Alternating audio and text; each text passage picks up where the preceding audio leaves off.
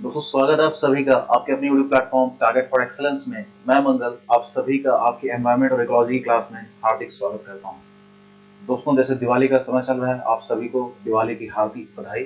आशा करता हूं अपने परिवार के साथ सकुशल होंगे अपने घर पे और अपने एग्जाम्स की तैयारी कर रहे होंगे। तो बच्चे बिना देरी किए ठीक है अपने टॉपिक के ऊपर आते हैं। आज हमारा टॉपिक है, हम बात करेंगे कैसे ऊर्जा का प्रभाव होता है, ठीक है, खाद्य श्रृंखला या इकोसिस्टम, ठीक है, पारिस्थितिकी तंत्र में कैसे ऊर्जा का प्रभाव होता है, एनर्जी फ्लो कैसे होता है, क्या है 10% नियम। ये सारी चीजें तो आपको पेपर में इंपॉर्टेंट है, इफेक्टिव रेडिएशन, सारी चीजें हम लोग डिटेल में डिस्कस करेंगे। तो अंत तक बने रहिएगा, एक एक पॉइंट आपको अच्छे से समझाया जाएगा। एक बात मैं आपको बताना चाहूंगा, बहुत बच्चे मेरे से पूछ रहे थे कि सर एनवायरमेंट और इकोलॉजी में डिफरेंस क्या है। कुछ लोग जैसे इकोलॉजी और एनवायरमेंट में कंफ्यूज आते हैं। तो समझिए जैसे एनवायरमेंट मैंने आपको क्लास 1 में बताया था, एनवायरमेंट क्या होता है, वो सारी चीजें जो हमारे आसपास घूम रही है वो हमारा एक एनवायरमेंट है। फिर मैंने बोला था जब आप ऊपर की क्लास में जाते हैं तो आपको क्या बताया जाता है कि the interaction of biotic with abiotic, the interaction with of biotic with abiotic is known as, क्या बोलते हैं आपका, एनवायरमेंट। ठीक है, एनवायरमेंट। तो ये सारी चीजें हम लोगों ने डिस्कस की थी दोस्तों, ये सारी चीजें हम लोगों ने डिस्कस की थी। और हमने ये भी समझा था कि कैसे ये चीजें आपस में इंटरेक्ट करती हैं। ठीक है, कैसे ये चीजें आपस में इंटरेक्ट करती हैं। तो हमने देखा था कि जो जैविक घटक होता है वो अजैविक घटक के ऊपर कैसे निर्भर रहता है।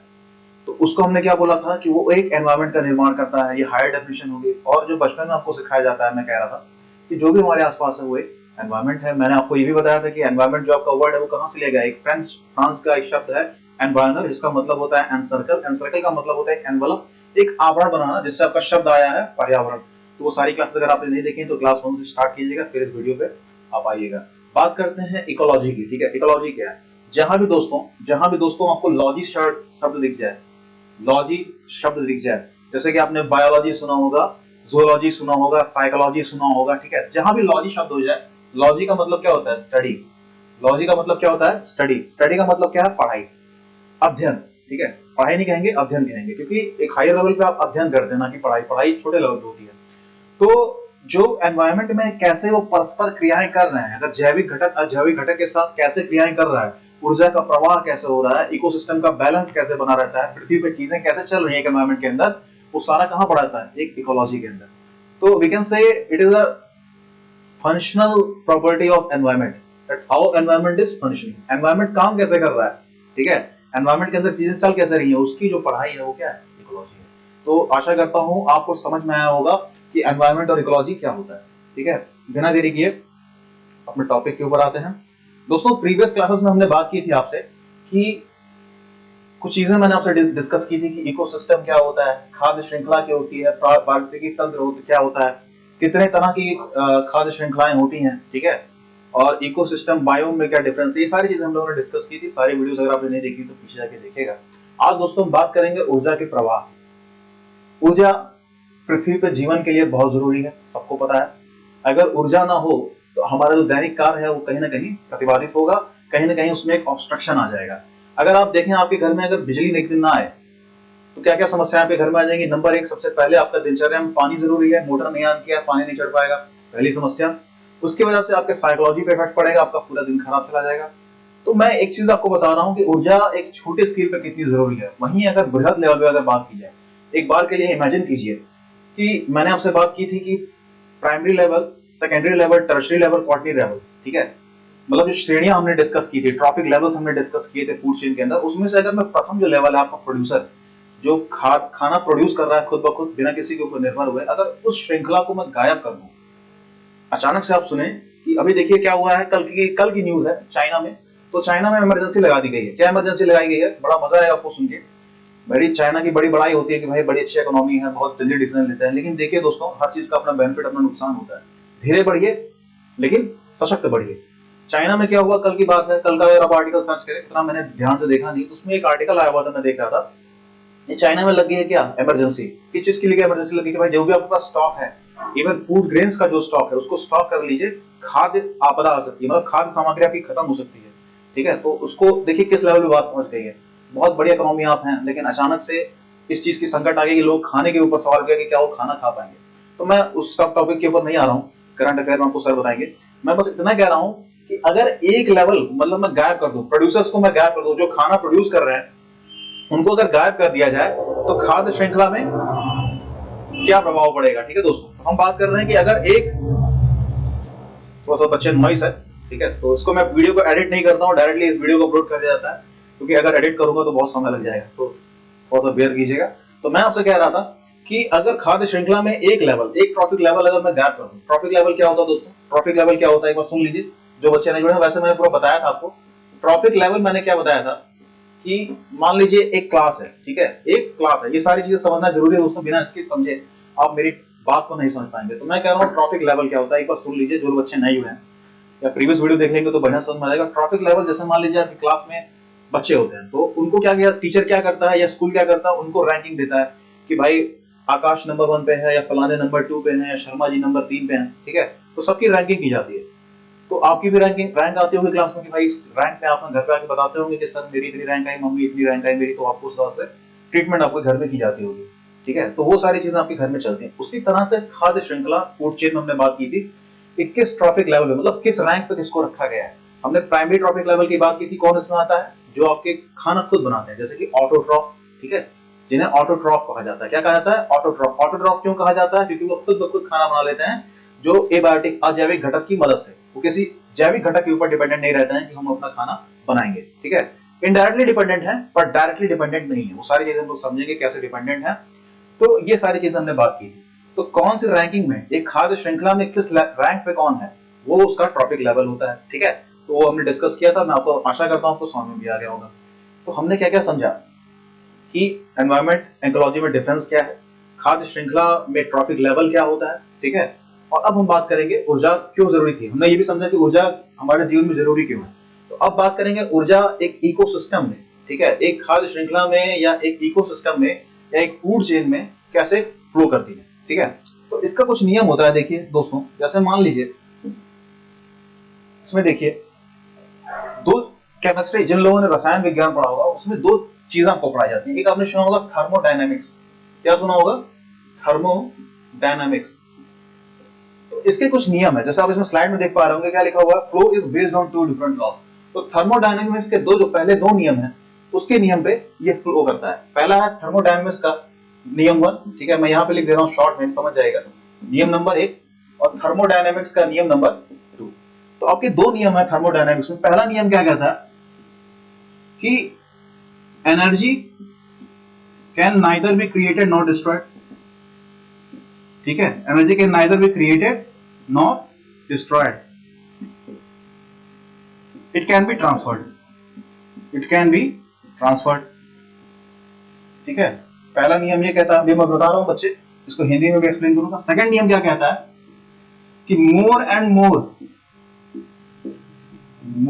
मोर transfer of energy takes place, transfer of energy takes place, it gets chance of wastage या फिर लॉस। तो मैं बता रहा हूं आपसे कि ऊर्जा का जो प्रवाह, रसायन विज्ञान में जो आपने पढ़ा होगा, केमिस्ट्री के अंदर जो पढ़ा होगा, थर्मोडायनेमिक्स आपने एक चैप्टर पढ़ा होगा, बहुत डिटेल में इसके अंदर मैं नहीं जाऊंगा, केमिस्ट्री में आपको बताया जाएगा। तो थर्मोडायनेमिक्स के 2 नियम है। जो उनको नहीं पता थर्मोडायनेमिक्स क्या होता है, वो समझिए कि थर्मोडायनेमिक्स एक चैप्टर है रसायन विज्ञान के अंदर, उसमें कुछ 2 नियम की बात की गई है। पहला नियम है थर्मोडायनेमिक्स का नियम नंबर 1, थर्मोडायनेमिक्स का नियम नंबर 2। ये दोनों, इन दोनों नियम से हमारा काम चल जाएगा। इसमें क्या बोला गया है कि पहला नियम आपका क्या कहता है कि energy can neither be created not destroyed, it can be transferred, ठीक है, इट कैन बी ट्रांसफर्ड। मतलब एनर्जी, जो ऊर्जा है, उसको ना आप क्रिएट कर सकते हैं, ना आप बना सकते हैं, ना आप उसका अंत कर सकते हैं, ठीक है। वो बेसिकली ट्रांसफर होती है एक फॉर्म से दूसरे फॉर्म में, ठीक है, एक फॉर्म से दूसरे फॉर्म में। पहला नियम ये कहता है कि आप एनर्जी का निर्माण नहीं कर सकते, बस उसका जो फॉर्म है आप बदल सकते हैं, ठीक है। हीट एनर्जी लाइट एनर्जी में कन्वर्ट हो जाएगी, या मैकेनिकल एनर्जी मस्कुलर एनर्जी में कन्वर्ट हो जाएगी, फिजिक्स में बात की जाएगी। तो आप समझ गए कि पहला नियम क्या है। दूसरा नियम क्या है कि more and more transfer of energy takes place, it gets wastage, ठीक है, या लॉस। मतलब जितना ज्यादा आप एनर्जी का ट्रांसफर करेंगे, जितना ज्यादा आप ऊर्जा का ट्रांसफर आप करेंगे, उतने चांसेस हैं कि उसमें से कुछ लॉस हो जाएगा, ठीक है। जैसे कि एग्जांपल मैं आपको दूं, इसमें मान लीजिए आपने सुना होगा कि ट्रांसमिशन लॉस, फिजिक्स के अंदर क्या पढ़ा जाता है, ट्रांसमिशन लॉस। जैसे पावर स्टेशन से जो बिजली आपके घर में आती है, जो पावर स्टेशन से बिजली आपके घर में आती है, तो अभी क्या इंसुलेटेड वायर चल गए हैं, अभी तो जो आपका एल्यूमिनियम वायर होता है उसके ऊपर एक इंसुलेशन लगा रहता है। लेकिन पहले क्या था या अभी भी क्या है, बहुत सारे गाँव में वो जो तार होता है उसके ऊपर कोई इंसुलेशन नहीं होता है, अगर आपने पकड़ लिया तो करंट लग जाएगा और घटना भी हो सकती है कुछ। तो उसमें क्या होता है कि आपने सुना होगा कि इलेक्ट्रिक फील्ड मैग्नेटिक फील्ड जो क्रिएट होती है उसमें कुछ आपका लॉस जाता है बिजली। तो अभी क्या है कि गवर्नमेंट क्या कर रही है कि उसके ऊपर आपका कोटिंग करती है ताकि लॉस ना हो, लोग बिजली की चोरी ना कर पाए। पहले ऐसा नहीं था। तो कहीं ना कहीं एनर्जी जो आपका है जब आप ट्रांसफर करते हैं एक जगह से दूसरे जगह पे, और जितना ट्रांसफर आप करेंगे उतने ज्यादा चांस क्या होगा, वेस्ट हो जाएगा। मान लीजिए पावर स्टेशन यहाँ पे है, आपका घर यहाँ पे है, तो ऊर्जा का जो लॉस है, जो इलेक्ट्रिसिटी का लॉस है वो कब होगा। अब मान लीजिए ये पावर स्टेशन यहाँ पे है और आपका घर है यहाँ से 50 किलोमीटर दूर, लंबा वायर लगेगा तो उसकी रेजिस्टेंस, सारी डिटेल पे हम नहीं जाएंगे, रेजिस्टेंस बढ़ जाएगा वायर का, उसके बाद से लॉस हो जाएगा, आपका बिजली का जो है लॉस हो जाएगा। तो इसमें यही कहा गया है कि पहली चीज आपसे कही गई है कि ऊर्जा का निर्माण आप नहीं कर सकते, ऊर्जा को आप खत्म नहीं कर सकते, वो खाली अपने रूप को बदलती है एक फॉर्म से दूसरे फॉर्म में, पहला नियम। दूसरा नियम आपसे कह रहा है कि transfer of energy takes place, but जितना ज्यादा आप ट्रांसफर करेंगे, जितना ज्यादा आप इधर से उधर उसे भेजेंगे, जितना लंबा दूरी तय कराएंगे, उतना ज्यादा उसमें क्या होगा, लॉस होने की ऊर्जा में चांस हो जाएगी। तो आशा करता हूं ये दो चीज आप समझ गए होंगे। ये यूनिवर्सल है, थर्मोडायनामिक्स, ये फिजिक्स, केमिस्ट्री, एनवायरमेंट, बायोलॉजी हर जगह चलेगा, तो इसको आपने समझ लिया होगा। ठीक है, आगे की बात इस पे करेंगे। ठीक है, आप इसको नोट भी कर सकते हैं अगर चाहें तो। और इस क्लास के साथ जब भी आप बैठे तो पेन पेपर लेके बैठिए, ज्यादा बातें मैं बोलता हूँ उसको आपको नोट कर लेना है, कहीं ना कहीं सारी चीजें इंपॉर्टेंट है। ठीक है दोस्तों, ठीक है, सब कुछ सही चल रहा है यहाँ पे। हाँ, तो हमने बात की कि ऊर्जा का प्रवाह क्या होता है, ठीक है, और हमने फिर बात की दो नियम कौन से हैं जो उसको गवर्न करते हैं, जिनकी वजह से ये चलता है। अब बात करते हैं एनर्जी फ्लो इकोसिस्टम, मतलब पारिस्थितिकी तंत्र में। एक इकोसिस्टम में बच्चों या दोस्तों, एक इकोसिस्टम में एनर्जी का फ्लो कैसे होता है, एनर्जी का फ्लो या ऊर्जा का प्रवाह कैसे होता है। ठीक है, ऊर्जा का प्रवाह कैसे होता है। अगर बेसिक लेवल में बात की जाए, नीचे आपको एक फोटो दिखाई दे रहा होगा, एक छोटा सा पौधा है, एक छोटा सा पौधा है, मैं बना दे रहा हूं पौधा यहाँ पे। ये देखिए, ये सूरज है, ठीक है, ये हमने बना दिया सन, ये आपको फोटो में दिख रहा होगा, ये मैं पौधा बना दे रहा हूं। ठीक है, ड्राइंग पे मत जाइएगा दोस्तों। ठीक है, ये पौधा बन गया। ठीक है, इसमें से कार्बन डाइऑक्साइड इसके अंदर जा रहा है, ये इसका रूट है, इसके अंदर वाटर जा रहा है, पानी जा रहा है, मिनरल्स जा रहे हैं। ठीक है, और यहां से क्या हो रहा है, ऑक्सीजन छोड़ रहा है। ठीक है, अगर आप ध्यान से देखिए इस फोटो के अंदर, तो हमने क्या दिखाया है, एक सूरज है यहाँ पे, जो कि एक क्या है, अजैविक घटक है। अजैविक घटक का मतलब एबायोटिक कंपोनेंट है, हमने बात की थी। कार्बन डाइऑक्साइड भी अजैविक घटक है, ऑक्सीजन भी अजैविक घटक है, सारी चीजें अजैविक घटक है। जैविक घटक यहाँ पे जो है वो क्या है, पौधा। ठीक है, लेकिन ये पौधा क्या कर रहा है, इन सारे अजैविक एबायोटिक कंपोनेंट्स का इस्तेमाल करके अपने जीवन का निर्वाह कर रहा है। ये किसी और के ऊपर डिपेंडेंट नहीं है। ठीक है, ये किसी और के डिपेंडेंट नहीं है कि कोई खाना मुझे बना के देगा, ये खुद ब खुद अपना खाने का निर्माण कर रहा है, भोजन का निर्माण कर रहा है। तो बात करते हैं दोस्तों, क्या हो रहा है इसके अंदर। सूरज की रोशनी यहां से आती है, ये पौधा उसको ग्रहण करता है, कार्बन डाइऑक्साइड और वाटर मिनरल्स की मदद से अपना खाना, पानी और जो मिनरल्स उसके रूट जो खींचते हैं, और कार्बन डाइऑक्साइड जो उसके पत्तियों से जा रही है उसकी मदद से फोटोसिंथेसिस, प्रकाश संश्लेषण करता है और वातावरण में क्या करता है, ऑक्सीजन छोड़ता है। तो एक टर्म आपका आता है दोस्तों, बहुत इंपॉर्टेंट, कभी-कभार पेपर में आपसे पूछ जाता है, इफेक्टिव रेडिएशन। ठीक है, इफेक्टिव रेडिएशन, यहाँ पे देखिए लिखा हुआ, क्या लिखा हुआ है, इफेक्टिव रेडिएशन। अगर आपसे पूछा जाए कि इफेक्टिव रेडिएशन क्या होता है, तो वह सारी ऊर्जा, ठीक है, वह सारी ऊर्जा जो सूरज से निकलती है, ठीक है, और उस ऊर्जा का जो भी भाग जो पृथ्वी पर, मतलब आपका ग्रीन सिस्टम है, जो पेड़ पौधे हैं या फिर जो भी चीजें हैं, तो उससे कितना हम इस्तेमाल कर ले रहे हैं, उसका कितना भाग हम इस्तेमाल कर पा रहे हैं अपने पृथ्वी के ऊपर, वो एक इफेक्टिव रेडिएशन उसका टॉपिक टर्म दिया गया है। एक बार फिर से मैं रिपीट कर रहा हूं, सुनिएगा कि मान लीजिए सूरज से कुछ एनर्जी, सारी ऊर्जा तो हम इस्तेमाल कर नहीं लेते, कुछ ऐसी ऊर्जा है जिससे पेड़ पौधे या कुछ चीजें हम लोग इस्तेमाल करते हैं, वो अपना खाना बनाते हैं, भोजन बनाते हैं, तो जो ऊर्जा हम लोग इस्तेमाल कर पा रहे हैं उसी को इफेक्टिव रेडिएशन कहा जाता है। बाकी जो वापस चला गया, जिसका कोई यूज नहीं हुआ, वो बेकार है। तो इस चीज को याद रखिएगा, इफेक्टिव रेडिएशन क्या होता है, जो हम इस्तेमाल कर पा रहे हैं, पेड़ पौधे जो इस्तेमाल कर पा रहे हैं, उसे इफेक्टिव रेडिएशन कहा जाता है। ठीक है, जो फोटोसिंथेसिस में पेड़ पौधे इस्तेमाल किया करते हैं, उसे इफेक्टिव रेडिएशन कहा जाता है। अब बात करते हैं एनर्जी फ्लो की। अब ये पौधा क्या किया, इस पौधे ने खाना बनाया, इस पौधे ने क्या किया, खाना बनाया। खाना बनाने के बाद क्या किया, कुछ अपने पास रख लिया। पौधे भाई सारा तो इस्तेमाल कर नहीं लेगा अपने जीवन यापन के लिए, कुछ अपने पास रखेगा। तो हमने फूड खाद्य श्रृंखला की बात की थी। अब क्या होगा, इस पौधे के ऊपर कोई कीट, मान लेते हैं ग्रास ऊपर टिड्डा, वो इसको खाएगा। इस टिड्डे को कौन खाएगा, एक मेढक खाएगा, मान लेते हैं। ठीक है। इस मेढक को कौन खाएगा? एक सांप खाएगा। इस सांप को कौन खाएगा? एक ईगल या वल्चर, आप जो भी कहें, गिद्ध कहें। तो ये खाद्य श्रृंखला आपकी बन गई, ठीक है। ये खाद्य श्रृंखला आपकी बन गई।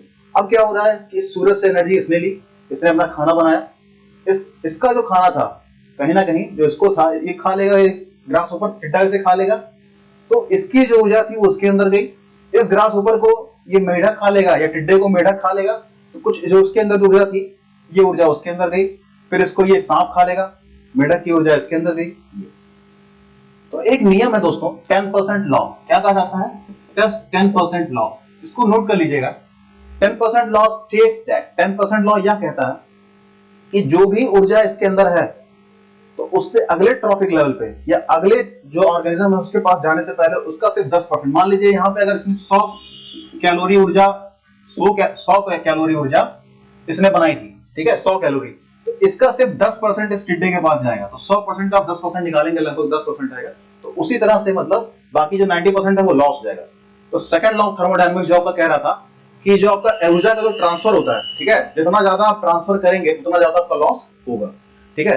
तो ये 10% लॉ क्या बोलता है कि 10% लॉ का ये बोलता है कि जैसे मान लीजिए किसी ऑर्गेनिज्म में जो प्राइमरी लेवल पे जो है, ठीक है, जो प्रथम श्रेणी में या प्रथम श्रृंखला में है, उसने कुछ ऊर्जा बनाई, उस ऊर्जा का सिर्फ 10% अगले लेवल पे जाएगा, फिर उसका 10% अगले लेवल पे जाएगा। तो क्या हो रहा है? ऊर्जा धीरे धीरे घटती जा रही है। हमने सेकंड लॉ ऑफ थर्मोडायनामिक्स में अभी देखा था कि जितना ज्यादा आप ट्रांसफर करेंगे एनर्जी का लॉस होते जाएगा। तो अगर आपसे क्वेश्चन में पूछा जाए कि 10% लॉ क्या कहता है, तो आप बता देंगे। दूसरा चीज ये याद रखिएगा कि जितना ज्यादा बड़ा खाद्य श्रृंखला होगी, मान लीजिए उसके अंदर ढेर सारे ऑर्गेनिजम्स आ गए, ठीक है, तो उसके अंदर क्या होगा? एनर्जी का लॉस उतना ज्यादा होते जाएगा, ऊर्जा का लॉस उतना ज्यादा होता जाएगा। तो ये सारी बातें आप समझ गए होंगे। तो बहुत बेसिक चीजें आपको समझाई जा रही है दोस्तों। इसके बाद हम लोग बहुत सारी इंपॉर्टेंट चीजें डिस्कस करेंगे, जैसे कि ट्रॉफिक लेवल में आपका इन्वर्टेड जो होता है, ठीक है, बायोमास का कैसे होता है, इकोसिस्टम का सिस्टम क्या होता है, वो सारी चीजें हम लोग यहाँ पे डिस्कस करेंगे और बहुत इत्मीनान से आपको समझाया जाएगा एक एक टॉपिक। तो आप सब कुछ समझ गए होंगे आज कि इकोलॉजी क्या होता है, एनवायरमेंट क्या होता है, ऊर्जा का प्रवाह कैसे होता है, 10% का नियम क्या होता है, इफेक्टिव रेडिएशन क्या होता है, बायोटिक एबायोटिक कंपोनेंट्स कैसे एक दूसरे से रिएक्ट करते हैं। अब कुछ बात करते हैं कुछ इंपॉर्टेंट टॉपिक्स की जो पिछली क्लास में थोड़े बहुत रह गए थे। हाँ, ये देखिए, ये दोस्तों आपको दिखाया गया है कि एक मुख्य 3 तरह के आपको फूड चेन दिखाया गया है। खाद्य श्रृंखला मुख्य 3 तरह की दिखाई गई है। हालांकि पिछले क्लास में हमने डिस्कस किया था, ये मुख्य 3 तरह की है। तो इनके बारे में एक बार देख लेते हैं क्या है। जैसे आपका जीएफसी लिखा हुआ है और उसके बाद लिखा हुआ है डीएफसी और उसके बाद आपका लिखा हुआ है पीएफसी, ठीक है। डीएफसी जीएफसी क्या है दोस्तों? ग्रेजिंग फूड चेन, ठीक है। ग्रेजिंग का मतलब क्या होता है? जहां पे चरते हैं, जानवर चरते हैं। ग्रेज का मतलब क्या होता है? सुना होगा आपने, चरना। डेट्राइटस फूड चेन या saprophytic food chain, detritus food chain या सैप्रोफिटिक फूड चेन बात करेंगे। पैरासिटिक फूड चेन, ठीक है, PFC parasitic food chain. GFC की अगर बात की जाए तो अभी जो हमने डिस्कस किया था कि एक पौधा है, घास है, उसको मान लीजिए किसी जानवर ने, किसी मुर्गी ने या किसी ने उसको चुगा, फिर उसको किसी ने खाया, फिर किसी ने खाया। तो जो चरने वाला मतलब जो लेवल्स आपका जो जमीनी स्तर पे जो आपकी क्रियाएं चल रही हैं, ठीक है, जैसे अभी हमने जो एग्जांपल लिया था वो टिड्डे वाला, फ्रॉग वाला, स्नेक वाला, वो एक ग्रेजिंग फूड चेन का एग्जांपल है, ठीक है। अब हालांकि टिड्डा चरता नहीं है गाय भैंस की तरह, लेकिन वो कहीं ना कहीं खा रहा है उसे, तो ये भी उसी का एग्जांपल आ जाएगा। बात करते हैं सैप्रोफिटिक डेट्राइटस फूड चेन की, ठीक है, ये इंपॉर्टेंट थोड़ा सा, ठीक है। ऐसे ऑर्गेनिजम्स जो डेड एंड डिकेइंग, ठीक है, डेड डिकेइंग का मतलब क्या है? जो जानवर या फिर जो ऑर्गेनिज्म मर चुका है या सड़ रहा है, तो उसके ऊपर जो अपना जीवन का निर्वाह करते हैं। जैसे कि जो आपके बैक्टीरिया हो गए, ठीक है, एनारोबिक एरोबिक रेस्पिरेशन, ये बायोलॉजी में आपसे डिस्कस किया जाएगा। तो कैसे उसको छोटे छोटे पार्टिकल्स में वो तोड़ते हैं, ठीक है, फिर वो कैसे अपने जीवन का निर्माण करते हैं। तो वो सैप्रोफाइट्स क्या होते हैं कि जो सड़े या मरे हुए जो जानवर होते हैं या ऑर्गेनिजम्स होते हैं, उनके ऊपर जो अपना जीवन का यापन करते हैं, वो इस फूड चेन के अंदर आते हैं। तो डिकम्पोजर्स बेसिकली आपके हो गए, ठीक है। तो डिकम्पोजर्स मेनली बैक्टीरिया, ये सारी चीजें होती हैं, तो ये आपका हो गया। दूसरा बात करते हैं पैरासिटिक फूड चेन की। पैरासिटिक, जैसे आपने नाम सुना है, पैरासिटिक का मतलब क्या होता है कि इसमें कोई एक पैरासाइट होगा। अब पैरासाइट क्या करता है कि एक दूसरे ऑर्गेनिज्म के ऊपर निर्भर रहता है। जैसे इसमें नीचे फोटो देखिए, कई बार एग्जांपल क्वेश्चन पूछा गया कि फोटो में इसलिए लेके आता हूं तो आपको आपके दिमाग में सेट हो जाए कि फोटो में क्या दिखाया गया है कि कुछ पौधे हैं, उनके ऊपर कुछ जाल की तरह कुछ लटका हुआ है। ये दोस्तों जाल नहीं है, इसे आप हिंदी में क्या कहते हैं? अमर बेल। क्या कहते हैं? सॉरी, इसे क्या कहते हैं? अमर बेल, ठीक है, अमर बेल। ये आपने सुना होगा बहुत बार, ठीक है। इसका साइंटिफिक नेम कस्क्यूटा, ठीक है, कस्क्यूटा रिफ्लेक्सा, जो भी आपको लिखना है, ठीक है। पेंटागोनोटा होता है, कस्क्यूटा रिफ्लेक्सा, मेनली कस्क्यूटा फैमिली का है, ठीक, कस्क्यूटा है। तो कस्कूटा आपसे पूछा जाता है कि ये किस तरह का पौधा है। आपसे इस एग्जांपल में देगा कस्कूटा किस तरह का पौधा है, तो आपको लगेगा सर ने बताया था पौधा जो होता है वो खाना बनाता है, तो खाना बनाता है तो इसका मतलब ये ऑटोट्रॉफ होगा या खुद ब खुद खाना बना लेगा, पैरासाइट थोड़ी होगा। पर ये कस्कूटा किसका एग्जांपल है दोस्तों? पैरासाइट का। ये क्या करता है, पौधों के, इसके पास पत्तियां नहीं होती हैं, अमरबेल के पास खुद की पत्तियां, कस्कूटा के पास खुद की पत्तियां नहीं होती हैं, फोटोसिंथेसिस पिगमेंट क्लोरोफिल नहीं होता है, तो ये खाना नहीं बना पाता है। ये क्या करता है, ये जो जिस पौधे के ऊपर ग्रो हो रहा होता है उसी से अपना खाना वाना उससे ले लेता है, और ये कहीं ना कहीं पौधे को नुकसान करता है। जाहिर सी बात है, जब उसको ऊपर चढ़ जाएगा, पौधे के ऊपर पूरा उसको लपेट लेगा, तो फोटोसिंथेसिस दूसरा पौधा नहीं करवाएगा, तो ये कहीं ना कहीं पौधों को नुकसान पहुंचाता है। तो पैरासाइट बेसिकली नुकसान ही पहुंचाते हैं। हालांकि हर, जैसे एग्जांपल आपसे अभी आपने सुना होगा, जब कोविड आया था तो ब्लैक फंगस आपने सुना होगा। क्या सुना था? Black fungus. ब्लैक फंगस क्या कर रहा था कि ह्यूमन बॉडी ब्रेन के ऊपर या आंखों के ऊपर वो अटैक कर रहा था, उसके ऊपर वो फीड कर रहा था, तो सामने वाले को नुकसान हो रहा था। तो आने वाले समय में हम लोग डिस्कस करेंगे कमेंसलिज्म, म्यूचुअलिज्म, ये सारी चीजें हम लोग डिस्कस करेंगे कि इनका आपस में रिलेशन। क्वेश्चन पूछ रहा था आपसे कि दो चीजें आपस में एक दूसरे को परस्पर आप बेनिफिट कर रही हैं, तो कैसा एग्जांपल है? कमेंसलिज्म का है, म्यूचुअलिज्म का है, कि प्रेडेटर का है? तो म्यूचुअलिज्म का होता है। क्वेश्चन अभी आपका आया हुआ था माइकोराइजा के ऊपर जूनियर एडिट में, तो वो सारी बातें हम लोग डिटेल में आपसे स्टडी करेंगे। तो बेसिकली इतना याद रखिए कि तीन तरह के मेन सिस्टम आपके एनवायरमेंट में चलते हैं। पहला ग्रेजिंग फूड चेन, दूसरा सैप्रोफिटिक डेट्राइटस फूड चेन। तो ग्रेजिंग फूड चेन मैंने आपको बताया क्या होता है कि जमीनी स्तर पर जैसे जो पौधे से शुरू होता है और एक डिकम्पोजर पे एंड होता है, वो ग्रेजिंग फूड चेन का एग्जांपल है। सैप्रोफिटिक का मैंने बताया जो डेड एंड डिकेइंग मैटर, ठीक है, जो सड़े गले हुए चीज जो पृथ्वी पर पड़ी रहती है, उनको जो उनके ऊपर जो जीवन का निर्वाह करते हैं, उनको खा के अपना जीवन यापन करते हैं, उन्हें सैप्रोफिटिक फूड चेन कहा जाता है। पैरासिटिक फूड चेन की एग्जांपल मैंने आपसे बात की कि ऐसे ऑर्गेनिज्म जो दूसरे ऑर्गेनिज्म के ऊपर पैरासाइट की तरह, या उनसे उतना भोजन वो खुद नहीं बनाते हैं, उनसे अपना भोजन चूस लेते हैं, खा लेते हैं, वो पैरासाइट कहलाते हैं। उसमें फंगस भी हो सकते हैं, हालांकि हर किसी के दाम में फंगस जाता है, पर ऐसा नहीं है, पौधे भी हैं। ये कस्कूटा का एग्जांपल है, इंपॉर्टेंट नोट कर लीजिएगा। ये सारी चीजें हम लोगों ने डिस्कस की आज के टॉपिक में। कि आपको बातें समझ में आई कि नहीं आई, कुछ क्वेश्चंस हैं, इन क्वेश्चंस का आंसर आप लिखिएगा। हमने बात की थी ऊर्जा का प्रवाह क्या होता है, कैसे कैसे ऊर्जा का प्रवाह होता है, इफेक्टिव रेडिएशन क्या होती है, फोटोसिंथेसिस क्या होता है, कैसे कैसे चीजें मूव करती हैं, आप जानते हैं।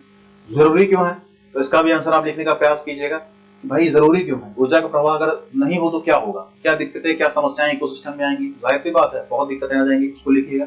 10% नियम क्या है मैंने आपको बताया, 10% नियम मैंने आपको बताया। तो ये सारी चीजें आप आंसर देने का प्रयास कीजिएगा। तब तक के लिए आज के लिए इतना ही, बहुत बहुत धन्यवाद आपका। तब तक के लिए जय हिंद, जय भारत।